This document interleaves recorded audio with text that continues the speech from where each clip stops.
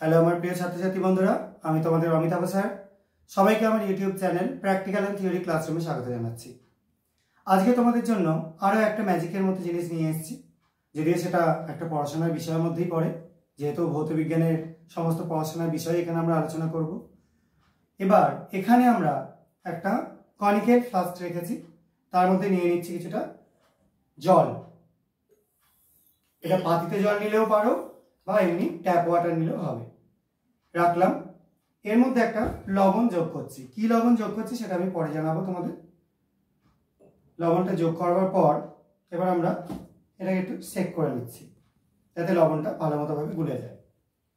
এবার এই যে লবণের দ্রবণটা তৈরি হলো, তার মধ্যে আমরা অন্য একটা পদার্থ মেশাবো এবং আমি আর একটু ডিস্টিল ওয়াটার যোগ করে দিই, যাতে দ্রবণটা একটু বেশি হয়, তোমরা কালারটা ভালো দেখতে পাও।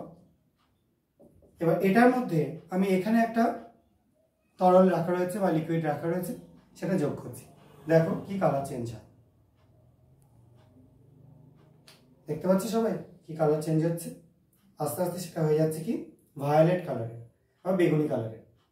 এই যে ভায়োলেট বা বেগুনি কালারটা তৈরি হলো, এবার সেটার মধ্যে থেকে যদি আমরা কিছুটা পরিমাণ সংগ্রহ করে নিয়ে আলাদা জায়গাতে তার মধ্যে অন্য আর একটা তরল মিশিয়ে দিই, এই যে পাশে যে তরল রয়েছে সেটা মেশাই, দেখবে সেখানে আবার কালার কিছুটা চেঞ্জ হয়ে যাবে। একটা বিকারের মধ্যে আমি কিছুটা নিয়ে নিচ্ছি, এখান থেকে দেখতে পাচ্ছ নিয়ে নিয়েছি। এবার এর মধ্যে আমি যোগ করে দিচ্ছি এই সাদা বর্ণের তরলটা। দেখো পুরো রংটা আস্তে আস্তে বর্ণহীন হয়ে গেল। তো এই জিনিসটা কেন হলো এটাই এবার বোঝাবো আমি।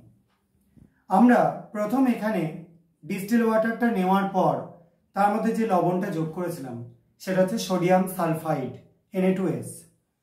এই সোডিয়াম সালফাইডে আমরা সালফাইড H2- এই যে আয়নটা পাচ্ছি বা মূলকটা বা র্যাডিক্যালটা পাচ্ছি, সেটাকে আমরা আইডেন্টিফাই করবার জন্য যে যৌগটা ইউজ করি সেটা হচ্ছে সোডিয়াম নাইট্রোক্লোরাইড দ্রবণ।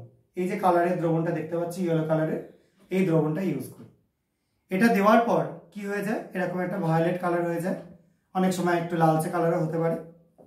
এবং এটা যখন আমরা তৈরি করলাম, এই কালারেশনটাকে যদি আমরা অন্য একটা জায়গার মধ্যে কিছুটা এই কালারফুল সলিউশনটা নিয়ে তার মধ্যে ডাইলিউট HCl লঘু HCl যোগ করে দিই, তাহলে কি হয়, সেই কালারটা আবার ডিসঅ্যাপিয়ার করে।